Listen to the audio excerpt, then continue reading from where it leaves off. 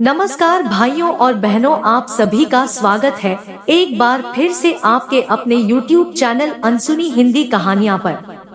आज आपके लिए लेकर आए हैं एक धार्मिक कहानी जो बहुत ही मार्मिक भी है। तो आपसे निवेदन है कि इस कहानी को पूरी सुनिएगा। यह कहानी है अमावस्या और पूर्णिमा, दो बहनों की। तो आइए शुरू करते हैं आज की हमारी यह कहानी। आप इस कहानी में खो जाएं उससे पहले कृपया हमारे चैनल को सब्सक्राइब जरूर कर लेवे, ताकि आगे भी ऐसी बहुत ही ज्ञानवर्धक कहानियां आपको देखने को मिल सके। एक राज्य में एक राजा और एक रानी रहते थे, जिनकी 4 संतानें थी, 2 लड़के और 2 लड़की। एक लड़की का नाम पूर्णिमा तथा दूसरी लड़की का नाम अमावस्या था। पूर्णिमा घर के कामों में निपुण थी और घर का पूरा काम करती थी और भगवान की पूजा अर्चना भी किया करती थी। इसके अतिरिक्त वह गौ माता की सेवा भी किया करती थी। और उसकी दूसरी बहन अमावस्या ना ही घर का कोई काम करती थी, ना ही भगवान की पूजा अर्चना करती थी और ना ही गौ माता की सेवा करती थी। पूर्णिमा सर्वगुण संपन्न थी। फिर भी राजा और रानी अपने दोनों बेटों तथा पुत्री अमावस्या को ही प्यार किया करते थे और वह पूर्णिमा से प्यार नहीं करते थे, उसके साथ भेदभाव करते थे। राजा के चारों पुत्र और पुत्री धीरे धीरे बड़े हो रहे थे। जब वे बड़े हो गए, राजा ने अपने दोनों पुत्रों का विवाह योग्य कन्याओं के साथ करा दिया। इसके बाद रानी ने राजा से कहा कि अब दोनों पुत्री विवाह के योग्य हो गई है और इन दोनों का विवाह भी करा दो। लेकिन पुत्री अमावस्या का विवाह किसी बड़े खानदान में कराना और पूर्णिमा का विवाह किसी गरीब परिवार में कराना, क्योंकि पूर्णिमा को केवल भगवान की पूजा पाठ करना ही पसंद है और गाय की सेवा करना पसंद है। अब रानी ने राजा को दोनों पुत्रियों का रिश्ता तय करने के लिए भेज दिया। राजा ने अपने पड़ोसी राज्य में जाकर वहां के राजा के पुत्र से अमावस्या का रिश्ता तय कर दिया और वही पास के गांव में जाकर एक गरीब परिवार के लड़के से पुत्री पूर्णिमा का रिश्ता भी तय कर दिया। यह सारी बात जाकर राजा ने अपनी रानी से बताया तो रानी यह सोचने लगी कि अब देखते हैं कि भगवान इसकी मदद कैसे करते हैं। यह बहुत ही पूजा पाठ करती है और भगवान में मगन रहती है। पूर्णिमा का भाई और उसकी भाभी पूर्णिमा से बहुत प्यार करते हैं, क्योंकि पूर्णिमा उनके घर के कामों में उनका साथ देती है और कामों में उनका हाथ बताती है। और यही उनकी दूसरी बहन अमावस्या उन पर अपना रोक जमाती है और घर का कोई कार्य नहीं करती। कुछ समय बीत जाने के बाद दोनों पुत्रियों का विवाह हो जाता है। राजा और रानी की विवाह के बाद अपनी दोनों पुत्रियों को विदाई देते हैं। विदाई देते समय राजा और रानी पुत्री अमावस्या को बहुत सारा धन और दौलत देकर विदा करते हैं और पूर्णिमा को भी कुछ भी नहीं देते, खाली हाथ अपने घर से विदा करते हैं। इसके बाद दोनों बहनें अपने अपने ससुराल को चली जाती है। कुछ दिन बीत जाते हैं और एक दिन अमावस्या अपने घर पर शिव जी की कथा रखती है, जिसमें वह सभी गांव वाले को निमंत्रण देती है और अपनी बहन पूर्णिमा को नहीं बुलाती। जब गांव की सभी औरतें अमावस्या के यहाँ जाती है तो यहाँ सब दृश्य पूर्णिमा अपने घर के दरवाजे के बाहर बैठकर देख रही होती है। तब वहाँ से गुजर रही औरतें पूर्णिमा से कहती है कि तुम्हारी बहन के यहाँ शिव जी की कथा रखी है, क्या तुम नहीं चलोगी? पूर्णिमा ने कहा, मुझे निमंत्रण नहीं आया है, मैं नहीं जा सकती। तभी सभी गांव की औरतों ने पूर्णिमा से कहा, बुलाया नहीं तो क्या हुआ, भगवान शिव की कथा है, तुम हमारे साथ चलो।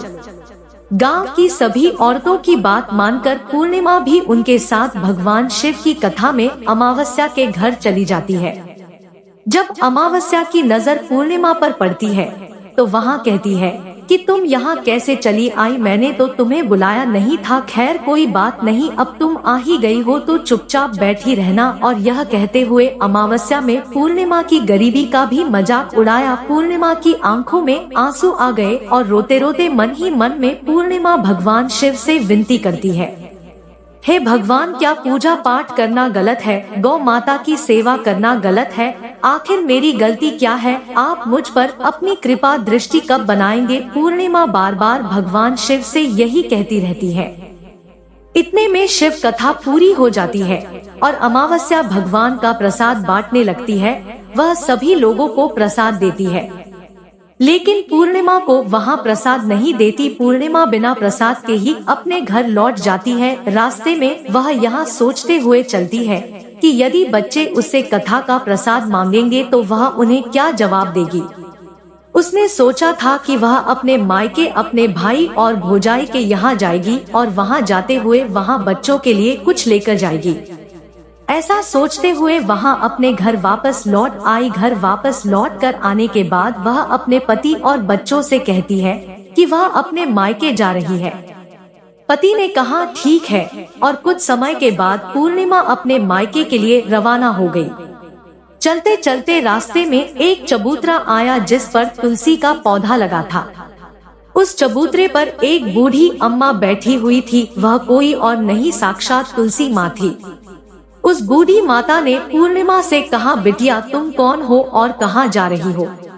पूर्णिमा अपना परिचय देती है। परिचय देने के बाद बूढ़ी औरत ने पूर्णिमा से कहा कि यहाँ तुलसी का पौधा सूख रहा है, इसमें थोड़ा सा पानी डाल दो और इस चबूतरे की साफ सफाई कर दो, जिससे मुझे थोड़ी ठंडक मिलेगी। पूर्णिमा ने कहा कि ठीक है माँ, मैं तुलसी में पानी डाल देती हूँ और यहाँ की साफ सफाई भी कर देती हूँ।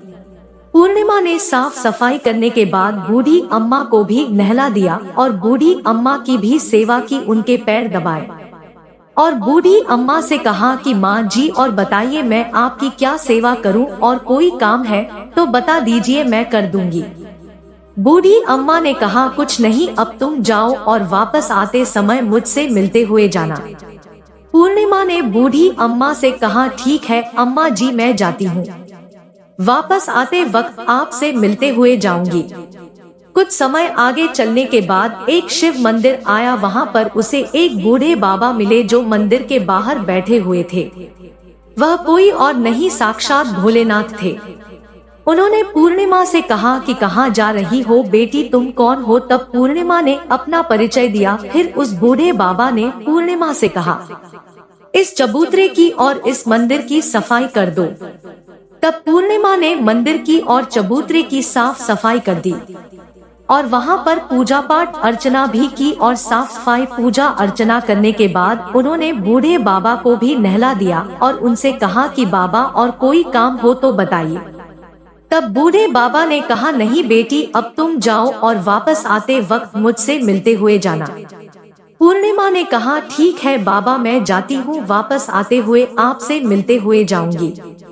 आगे चलते चलते कुछ दूर चलने के बाद पूर्णिमा को एक काली माँ का मंदिर दिखा।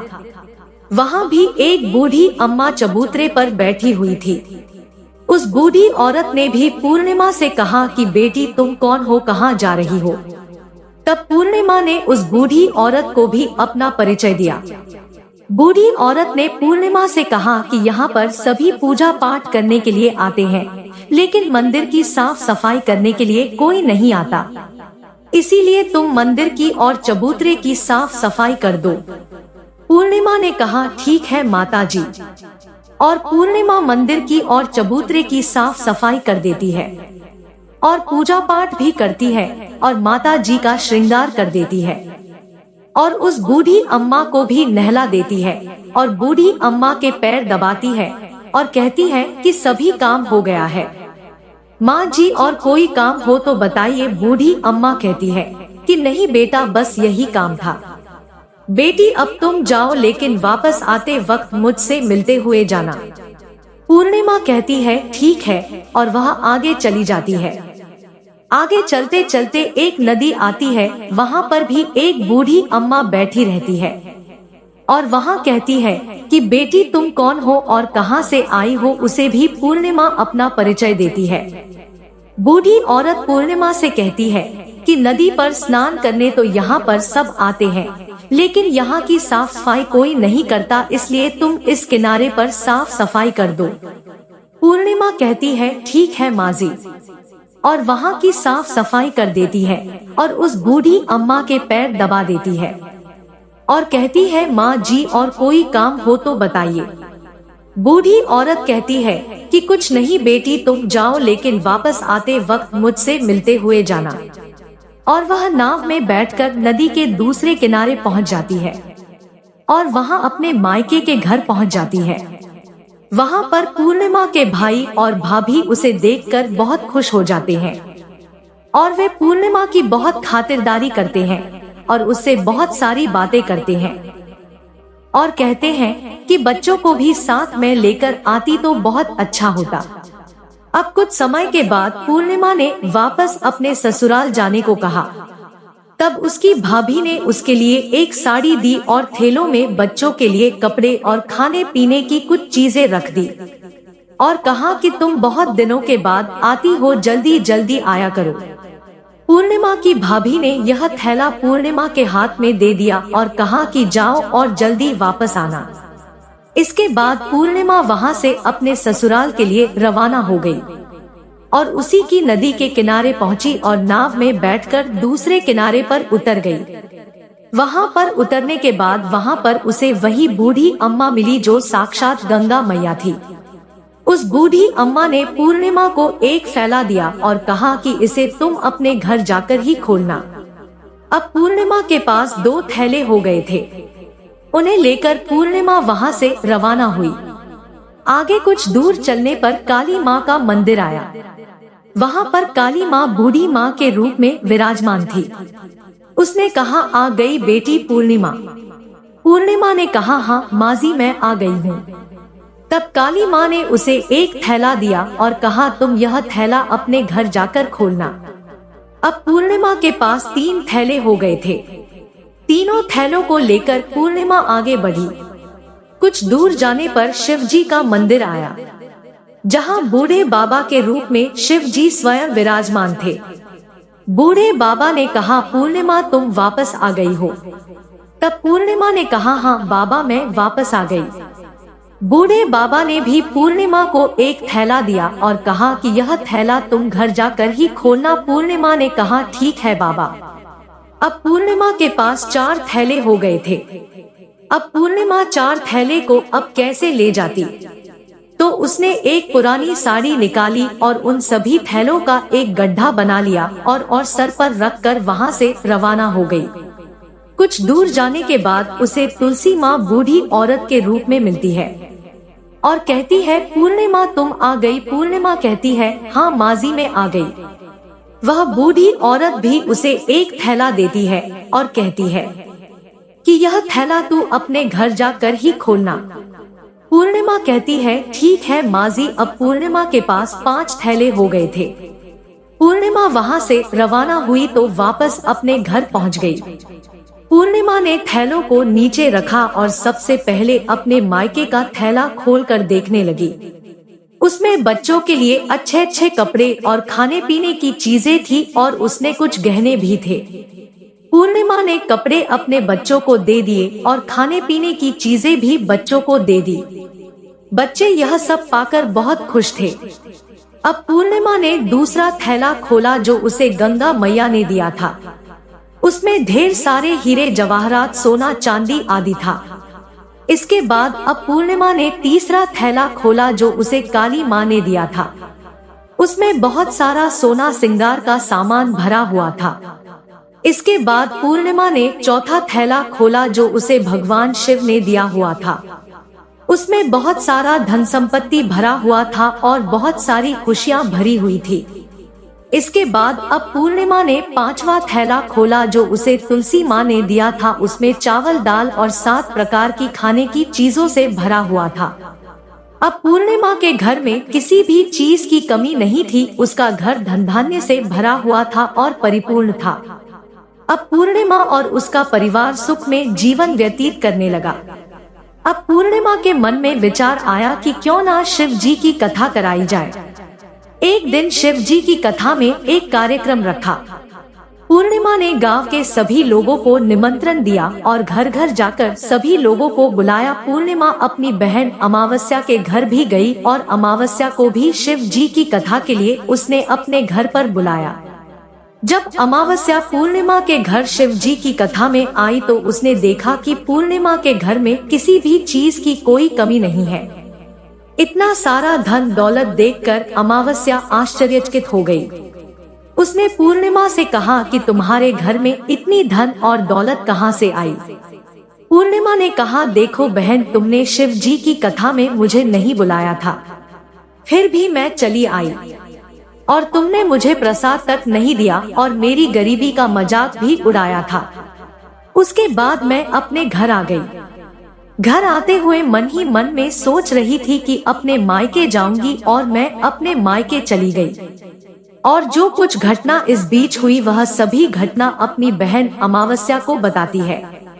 तो अमावस्या कहती है कि तुम भी मुझे प्रसाद मत दो और मुझे डांट लो, लेकिन पूर्णिमा ने कहा कि यह तो भगवान का प्रसाद है, मैं तो सबको दूंगी और तुम्हें भी दूंगी। फिर भी अमावस्या ने प्रसाद नहीं लिया और वह सीधे अपने घर चली गई। घर जाकर अपने बच्चों से कहकर वहां अपने मायके जाने के लिए तैयार हो गई और मायके के लिए निकल गई। उसे भी रास्ते में चलते चलते तुलसी माँ मिली, जो चबूतरे पर बूढ़ी माँ के रूप में बैठी हुई थी।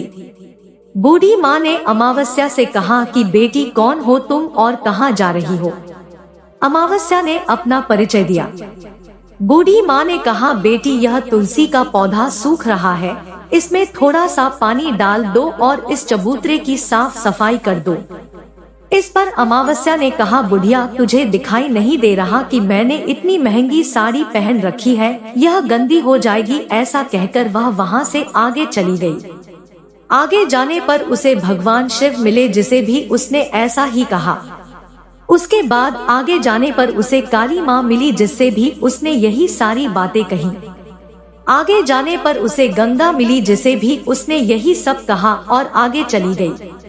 इसके बाद अमावस्या जब नाव में बैठने लगी तो उसे नाव में फूलों की जगह कांटे भरे थे, जो उसके पैरों में शुभ रहे थे। किनारे पर उतर कर वह अपने मायके चली गई। जब वहां उसे उसकी भाभियों ने तथा भाइयों ने देखा तो मन ही मन में कहने लगे कि काम की ना काज की, 2.5 मन अनाज की। अब आ ही गई हो तो ठीक है, पूर्णिमा तो हमारे कामों में हाथ बताती थी, यह कोई काम करेगी तो नहीं। अब उन्होंने खाना बनाया और खा पीकर सभी सो गए। अमावस्या जब सुबह उठी और अपनी भाभियों से कहा कि मैं अपने ससुराल जा रही हूँ, उन्होंने कहा कि ठीक है, जाओ। अमावस्या बोली, पूर्णिमा को तो तुमने एक थैला दिया था और मुझे कुछ नहीं दोगे क्या? भाई और भाभी ने कहा कि तुम घर जाओ, थैला तुम्हारे घर पहुंच जाएगा। फिर अमावस्या वहां से निकल गई और नदी के किनारे पर पहुंची। वहां गंगा मैया बूढ़ी औरत का रूप धारण करके बैठी हुई थी। बूढ़ी माँ ने कहा, आ गई बेटी? तो उसने कहा, हाँ मैं आ गई। अमावस्या ने कहा, तुमने पूर्णिमा को एक थैला दिया था और मुझे नहीं दोगी क्या? बूढ़ी अम्मा ने कहा, तुम घर जाओ, थैला तुम्हारे घर पहुंच जाएगा। इसके बाद आगे जाने पर उसे काली मैया मिली, जिसने भी अमावस्या को यही कहा। इसके बाद आगे जाने पर उसे शिव भगवान मिले, जिन्होंने भी अमावस्या से यही कहा। इसके बाद आगे जाने पर उसे तुलसी माँ मिली और उसने भी अमावस्या से यही कहा, तुम घर जाओ, थैला तुम्हारे घर पहुंच जाएगा।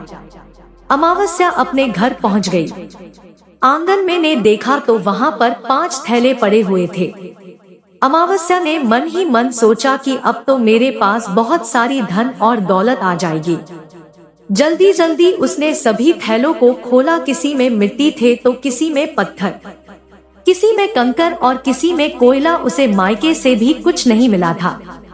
इन थैले में कुछ भी नहीं था। अमावस्या दौड़ती हुई पूर्णिमा के घर गई और कहती है कि तुम्हें तो इतना सब कुछ मिला, मुझे तो कुछ नहीं मिला, आखिर क्यों? तो पूर्णिमा कहती है कि जब मैं अपने मायके जाती हूँ तो अपनी भाभियों के साथ उनके कामों में हाथ बटाती हूँ, उनके साथ मिलकर काम करती हूँ, लेकिन तुम ऐसा कुछ नहीं करती, उनकी इज्जत भी नहीं करती, इसीलिए वह तुम्हें भला क्या देंगे।